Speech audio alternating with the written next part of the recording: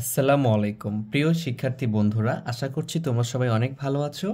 আজকে আমরা তৃতীয় শ্রেণীর নিজে করি যেটা অনুশীলনীর সমাধান সেটা করব, যেটা 18 পৃষ্ঠা তোমাদের। হ্যাঁ, তৃতীয় শ্রেণী গণিতের 18 পৃষ্ঠা, সেটা আমরা সমাধান করব। দেখো আমরা কীভাবে এটা সমাধান করতে পারি। দেখো আমরা আমরা পিডিএফ দেখে করব। আমার কাছে যেহেতু বই নাই, 2 নম্বর প্রশ্নে বলতেছে তোমাদের 18 পৃষ্ঠার এটা। হ্যাঁ, নিচের প্রশ্নগুলোর উত্তর দিই। নিচের প্রশ্নগুলোর কি করি? উত্তর দিই। আশা করি তোমরা স্পষ্ট দেখতে পাচ্ছ। নিচে কি আছে দেখো, এই যে একটা ব্লক আছে, এই ব্লকে 10, 100, 1000 এইগুলো দিয়ে রাখছে। দিয়ে রেখে কি প্রশ্ন করছে খেয়াল করো ভালো করে, যে বক্সে কতগুলো 10,000 একক দশক শতক হাজার, এটা কতগুলো 1000, 110, 1 আছে এবং সংখ্যাটি কত, দুইটা প্রশ্ন করছে। তাহলে আমরা আগে 1 নম্বরটা উত্তর করতেছি, ভালো করে খেয়াল করো, 1 নম্বরটা লিখতেছি। তাহলে বক্সে কতগুলো 10,000 আছে, কতগুলো 1000 আছে, কতগুলো 100 আছে, এটা বের করতে হবে। তাহলে আমি যদি এখন খেয়াল করি, বক্সে 1 কতগুলো আছে দেখো, আলাদা আলাদা রং, এই জন্য আমরা চিনতে আমার সুবিধা হবে। যদি আমি 1-এর কথা খেয়াল করি, দেখো তাহলে কি আছে এখানে, 1 একটা, 2টা, 3টা, 4টা, 5টা, 6টা। তাহলে এখানে প্রথমে 10,000 বের করতে বলছে, তাহলে এটা আগে গুনি, তারপর আমরা 1 গুনবো। হ্যাঁ দেখো, একক দশক শতক হাজার অযুত মানে 10,000, বুঝতে পারছো? তাহলে 10,000 কয়টা আছে দেখো, এই যে দেখো এটা 10,000-এর চিহ্ন, এই কালারটা 10,000, তাহলে এইটা আর এইটা 10,000, ঠিক আছে? তাহলে আমরা লিখবো যে 2টি 10,000 আছে। কি লিখবো এভাবে দেখো, দুইটি 10,000, 10,000, বুঝতে পারছো? এরপরে কি আছে 1,000, তাহলে 1,000 কয়টি আছে দেখো, এইটা 1,000, একক দশক শতক হাজার। তাহলে এই রঙের কয়টা আছে ভালো করে খেয়াল করো, রং যেহেতু আছে এই জন্য আমাদের জন্য সহজ হয়ে গেছে বিষয়টা। তাহলে 1টা, 2টা, 3টা, 4টা, 5টা, 6টা, 7টা, 8টা, 9টা, 10টা। তাহলে 1,000 আছে 10টা, একই কালার, খেয়াল করো, আবার গুনবা 1, 2, 3, 4, 5, 6, 7, 8, 9, 10, এক সিরিয়াল থেকে গুনবা। হ্যাঁ, তাহলে আমরা কি লিখবো যে 10টি 1,000, 10টি কি 1,000, সরি এটা 10,000 লিখে ফেলছি, তাই শোনাটা হবে না, 10টি 1,000, ঠিক আছে? এরপর কি আছে দেখো 100, তাহলে 100 কতটি আছে, 100-র রংটা কি, এই যে এটা ফ্যাকাশে কালার যেটা, 1, 2, 3, 4, 1, 2, 3, 4, তাহলে 4টি 100 আছে, 4টি কি আছে, 4টি 100 আছে, 4টি 100 আছে। এরপর কি দেখবো 10, 10 কয়টি আছে দেখো, 10 এই যে গোলাপি কালারের মতো যেটা, 1, 2, 3, 4, 5, 6, তাহলে 6টি 10 আছে, 6টি কি আছে, 6টি 10 আছে, ঠিক আছে? এরপরে খেয়াল করো 10-এর পরে 1, তাহলে 1 কয়টি আছে, 1, 2, 3, 4, 5, 6, 6টি 1 আছে এবং 6টি 10 ছিল এবং 6টি কি আছে, 1 আছে। এখন খেয়াল করো ভালো করে, একটু খেয়াল করো তোমরা বিষয়টা, আশা করি দেখতে পাচ্ছ। আমাকে প্রথম প্রশ্ন হচ্ছে বক্সে কতগুলো 10,000 আছে, তাহলে 2টি 10,000 আছে, 1,000 কতটি আছে, 10টি আছে, এবং 100 কতটি, 4টি, 10 কতটি, 6টি, এবং 1 আছে 1টি। তার মানে আমার 1 নম্বরের উত্তরটা শেষ, 1 নম্বরের সমাধানটা আমার হয়ে গেছে, বুঝতে পারছো? এখন এইখানে দেখো 2 নম্বরে কি বলতেছে, যে সংখ্যাটি কত, এইগুলো মিলে কয়টি সংখ্যা হচ্ছে। তার মানে এই যে আমরা এটা লিখে ফেলছি না, এখান থেকে সংখ্যা বের করতে পারবো, তোমরা ওইখানে যাবা না, ভালো করে বুঝো। 10,000 ছিল যেগুলো আমরা খুঁজে খুঁজে বের করলাম, এভাবে খুঁজে খুঁজে তোমাদেরকে বের করতে হবে। 2 নম্বর প্রশ্ন উত্তর কি লিখবে দেখো, তোমরা এভাবে লিখবে যে সংখ্যাটি,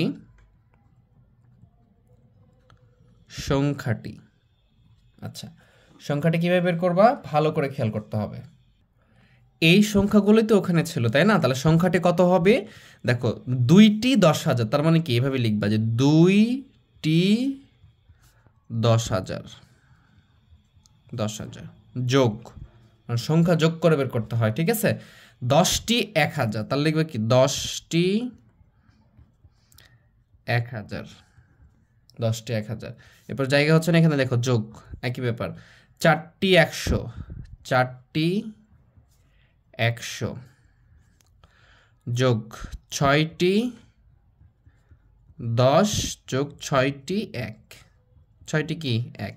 এখন খেয়াল করো 2টি 10,000 মানে কি বলো তো, 2-এর সাথে 10,000 গুণ, 2টি 10,000, একটা 10,000-এ 10,000, 2টি 10,000-এ কত হবে, 20,000 হবে।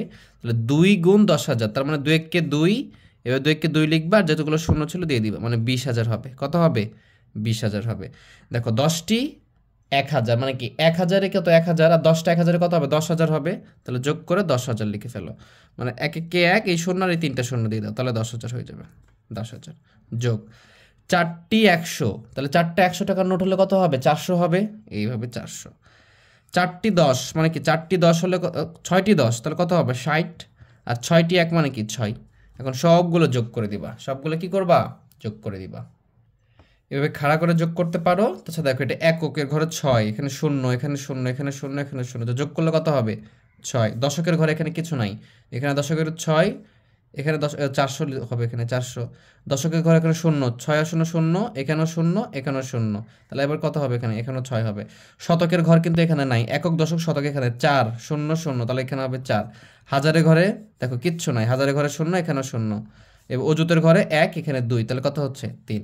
30,466, এইটা হচ্ছে সংখ্যা। আমাকে যে 2 নম্বর বলছে সংখ্যাটি কত, তাহলে সংখ্যাটি 30,466। 3 নম্বরে খেয়াল করো, তোমাদের লিখে আছে যে অঙ্কে লিখি।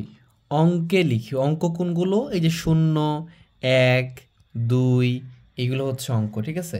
তার মানে এটা কথায় আছে, এটাকে অঙ্কে লিখতে হবে। হ্যাঁ, খুবই সহজ এটা। দেখো আমি কিভাবে করতে পারি, এটা দেওয়া আছে, আমরা উত্তর কিভাবে লিখবো সেটা দেখি। উত্তর 30,605, কত আছে? 30,605। কঠিন মনে হচ্ছে? আসলে কিন্তু কঠিন নয়, দেখো সহজ কেমন হয়।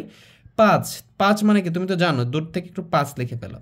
এরপর 605, তো 605 লেখার জন্য কি করতে হবে? এটা কি 605 না? এটা তো তুমি পারো। তুমি কি 605 বলতে কি 5, এখানে 5 লেখা 6 লিখবে, তাহলে 605 হবে? এটা 65 হয়ে গেল। তাহলে এতটুকু বোঝো, 5 লিখলা, তারপর 605 মানে কি 5 মিলে 605, তাহলে 605 হলো এখন।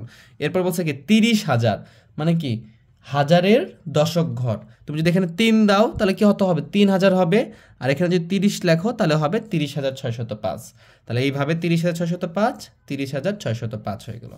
এরপর পরেরটা দেখো, পরেরটাতে উত্তর কি লেখা আছে? উত্তর হবে কি দেখো, পরেরটাতে আমাদের দেওয়া আছে যে 57,563, 57,563। তো আমরা তো 63 বুঝি, কি বুঝি? 63, 6 10 3 63, এটা বুঝি। 563, তাহলে কি এখানে 5 দিবা, তাহলে 563 হবে। তুমি আবার এটা করো না যে 63 লিখে আবার 500 লিখো, তাহলে কিন্তু হবে না, তাহলে 50,000 হয়ে যাবে, বুঝছো? এই জিনিসগুলো বুঝতে হবে। 63 লিখলাম, 563, তাহলে 563, এবার 57,000, 5 10 7, 57, দেখো হাজার, 57,563। তাহলে এইভাবে আমরা খুবই সহজে করতে পারবো। এইটার কি আছে দেখো, 87,007, তাহলে 7 মানে কি? শুধু 7, তারপরে কি 87,000, তাহলে হাজারে ঘর পর্যন্ত পৌঁছানোর জন্য কি লাগবে? এটা একক, দশকে কিছু নেই 0, হাজার শতকে কিছু নেই 0, হাজারে আছে 87, হাজার অযুতে মিলে কি 87,000। তাহলে এইভাবে দেখো, এটা কত? 30,605, 30,605 হইল। 57,563, দেখো 57,000, একক দশক শতক হাজার, 7,000, আর 5 দিয়ে দাও, তাহলে কত হবে? এটা 57,000 হবে, এরকম। এ দেখো 87,007, 7 লিখলাম, তারপরে খেয়াল করো একক দশক শতক কিচ্ছু না, এগুলোতে 0 দিতে হবে। হাজারের 7 আর 8 দিলাম, তাহলে কি 87,000 অযুত, আর হাজারের ঘর মিলে 87,000। এইভাবে আমরা এগুলো কমপ্লিট করতে পারবো। বাকিগুলো আমরা দেখো পিডিএফ দেখে করি। দেখো কি লেখা আছে 4 নম্বরটা, আমরা তো দুটো কলাম একটু জুম করে তোমাদেরকে বড় করে দেখাই। দেখো 4 নম্বরটা কি লেখা আছে, 8টি 8টি 10,000 ও 4টি 1,000 দ্বারা গঠিত সংখ্যা। ভালো করে খেয়াল করো, 8টি 10,000, তাহলে এটা 4 নম্বরের সমাধান কীভাবে লিখতে পারি আমরা? দেখো 4 নম্বরটা উত্তর লিখতেছি ডাইরেক্ট। 8টি 10,000, তাহলে সংখ্যা বলছে না, তাহলে কিভাবে লিখবা? দেখো এইভাবে লিখবা যে এই 8 লিখে টি লিখবা, 8টি 10,000, 10,000 মানে কি? দেখো 1 লিখে 4টা 0, তাহলে 10,000 হয়। একক দশক শতক হাজার অযুত পর্যন্ত আসতে হবে, তাহলে 10,000 হবে। তাহলে 8টি 10,000, এরপরে ও বলছে তার মানে যোগ, এরপর যোগ দিবা। 4টি 1,000, তারপর কি লিখবা? 4টি 1,000, 4টি কি 1,000 দ্বারা গঠিত সংখ্যা, মানে এই দুটো দ্বারা গঠিত সংখ্যা কত হয়েছে সেটা বের করতে বলছে। হ্যাঁ, তাহলে আমাকে এখন খেয়াল করো, 8টি 10,000 মানে কি? 8-এর সাথে 1 গুণ করো, 8 কে 8, এটা কি গুণ থাকবে। তোমাদের সহজে বোঝানোর জন্য আমি একটা বুদ্ধি অ্যাপ্লাই করি। দেখো মনে করো এটা 10 টাকার একটা নোট, এখন 10 টাকার নোট যদি 2টা হয় তাহলে কত হবে বলো? 20 টাকা হবে। 10 টাকার নোট যদি 3টা হয় তাহলে কত হবে বলো? 30 টাকা হবে। তার মানে 10 টাকার নোট যদি 3টি হয় তাহলে 3 একে 3 শূন্য দিয়ে দাও, তাহলে 30 টাকা হয়ে যাচ্ছে। বুঝতে পারছো? যদি 10 টাকার নোট যদি 4টা হয় তাহলে 4-এর সাথে গুণ করো, 4 একে 4 আর শূন্য দিয়ে দাও, 40 টাকা হয়ে যাচ্ছে। ঠিক আছে? তাহলে এইভাবে আমরা দেখো 8টি 10,000 টাকার নোট। তো তুমি এটাকে 1 মনে করো, তাহলে যদি 8টি 1 টাকার নোট হয় তাহলে কত হবে? 8 টাকা হবে, আর বাকি শূন্যগুলো দিয়ে দাও। এই যে শূন্য 4টা দিয়ে দিলাম, তাহলে কত হলো? এটা 80,000। মানে 8টি 10,000 মানে 80,000 টাকা। ঠিক আছে? বা 80,000 প্লাস 4টি 1,000। মনে করো 1,000 টাকার নোট 4টি মানে কি 4টি আছে। 4টি 1,000 অর্থ কি 1,000 টাকার নোট 4টা আছে। তাহলে কত টাকা হয় বলো? 4,000 টাকা হয়। তাহলে 4টি 4 একে 4 লিখবা আর 3টা শূন্য দিয়ে দিবা, 4,000। এই তো হয়ে গেল। এখন এই দুটো যোগ করলে কত হবে দেখো, এখানে একটা শূন্য, এখানেও শূন্য, তাহলে শূন্য, এই শূন্য, এই শূন্য, শূন্য, এই যে শূন্য, এই যে শূন্য, শূন্য, এই যে 4, এই শূন্য, তাহলে যোগ করলে কত হবে? 4, আর এখানে হচ্ছে 8। তাহলে কত হলো? 84,000 টাকা। বুঝতে পারছো? তাহলে আমরা দেখো 4 নাম্বারটা সলভ করে ফেললাম। এবার 5 নাম্বারটা দেখো কি বলছে, যে 8টি 10,000। 8টি কত?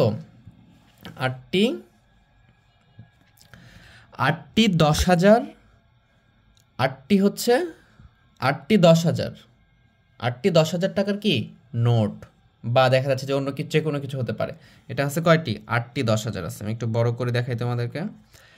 8টি 10,000, তাহলে সংখ্যাটি কত হবে? তাহলে 5 নাম্বার লিখবা, দিয়ে লিখবা যে সংখ্যাটি, এভাবে লিখতে পারো। হ্যাঁ, সংখ্যাটি দিয়ে সমান দিবা 8টি 10,000। তার মানে কি এখানেও 8টি মানে 10,000 লিখলাম, 8টি 10,000 মানে গুণ আছে এটা। হ্যাঁ, তারপরে যোগ করলাম 9টি 1,000। তার মানে কি 9টি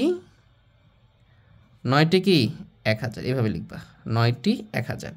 ও 9টি 1 দ্বারা গঠিত সংখ্যা, তাহলে কি আমি লিখবো এখানে যোগ 9টি কি আছে? 9টি 1। তাহলে তুমি টাকা যদি মনে করো তাহলে 8টি 10,000-এর যোগ গুণ করলে 8কে 8 গুণ করবা, আর বাকি 4টা শূন্য দিয়ে দেবে। এখানে কয়টা শূন্য? 1টা 2টা 3টা 4টা, এখানে 4টা শূন্য দিয়ে দেবে, তাহলে 80,000 টাকা হয়ে যাবে। ঠিক আছে? এইভাবে করবা। যোগ টাকা মনে করতেছি আমরা, এই যে 9কে 9 দিবা আর 3টা শূন্য দিবা, 9,000। মানে 1,000, 9টি 1,000 মানে কি মনে করো 1,000 টাকার নোট 9টা, তাহলে কত টাকা হবে? 9,000 টাকা হবে। এরকমভাবে 1 টাকার নোট বা 1 টাকার পয়সা মনে করো 9টি, তাহলে কয় টাকা হবে? 9 টাকা হবে।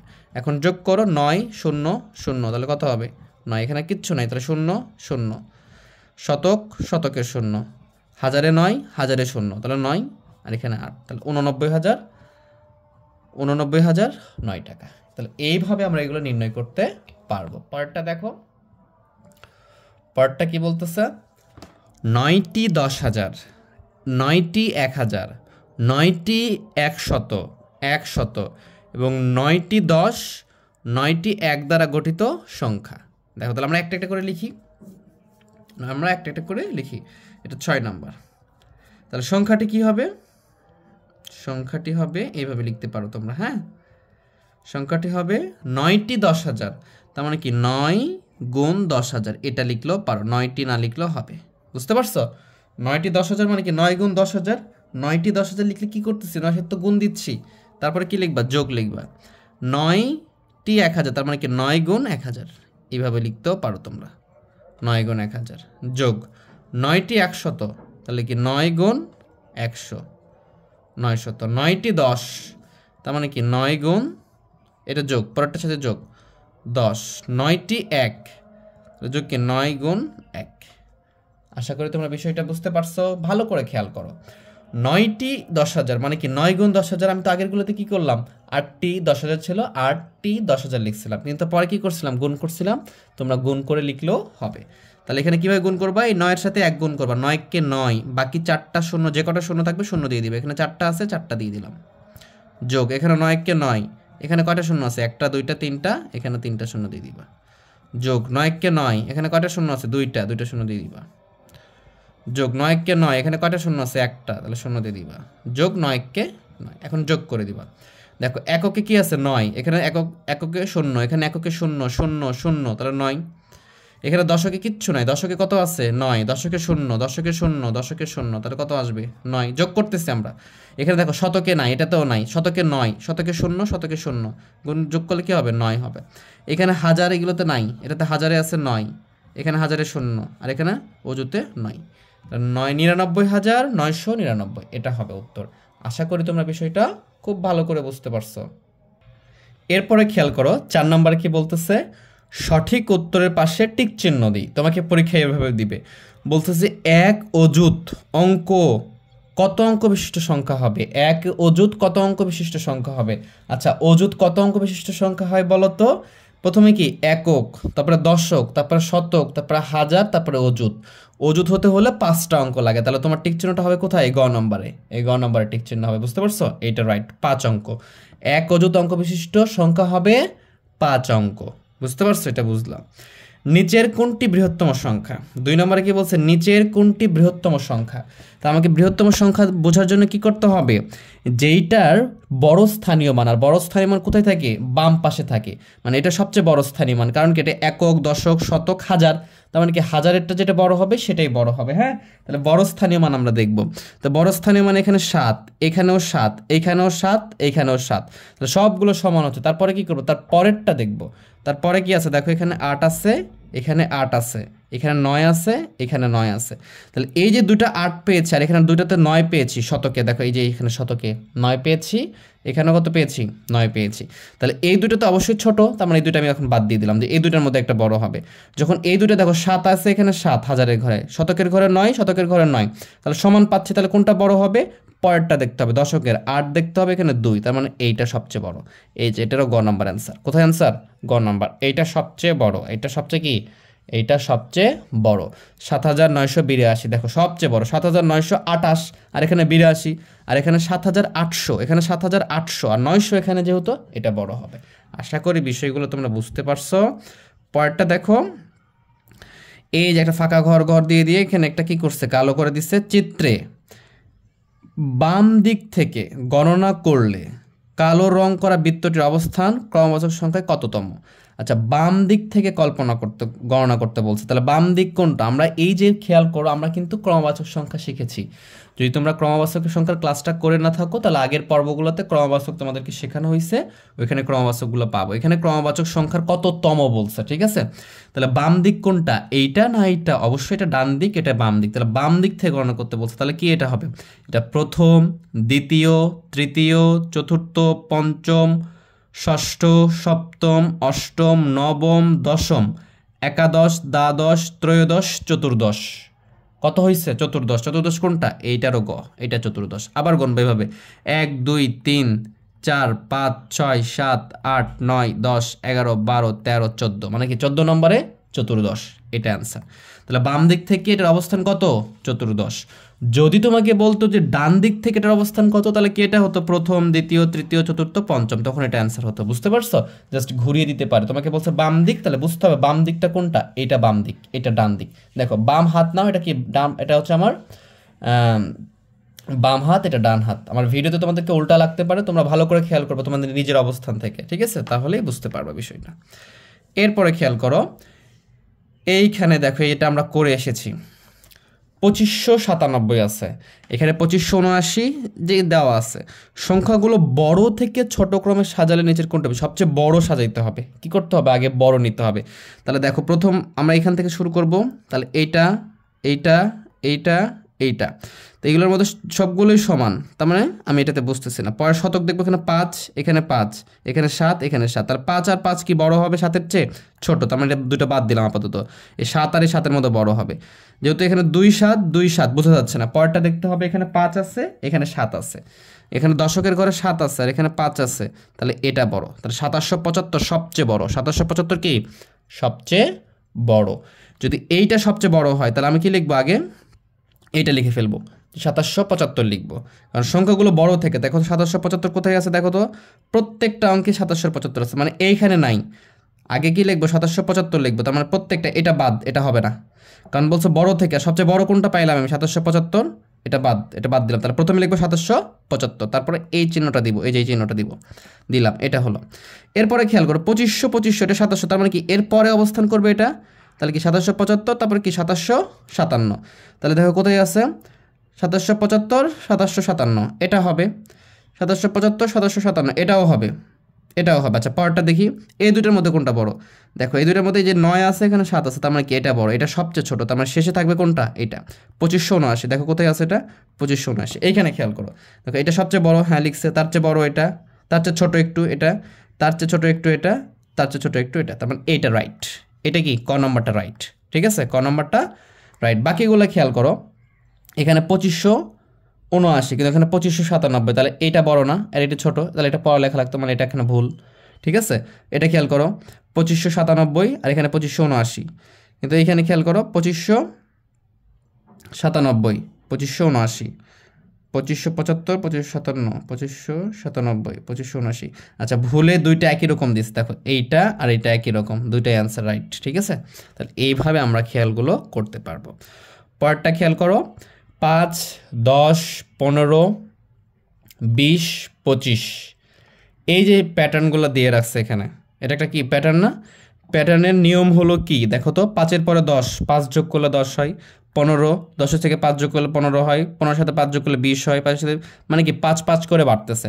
তাহলে প্যাটার্নের নিয়ম হলো কি, প্রতি ক্ষেত্রে 5 বৃদ্ধি, অবশ্যই বৃদ্ধি, এটাই ক নম্বর অ্যান্সার।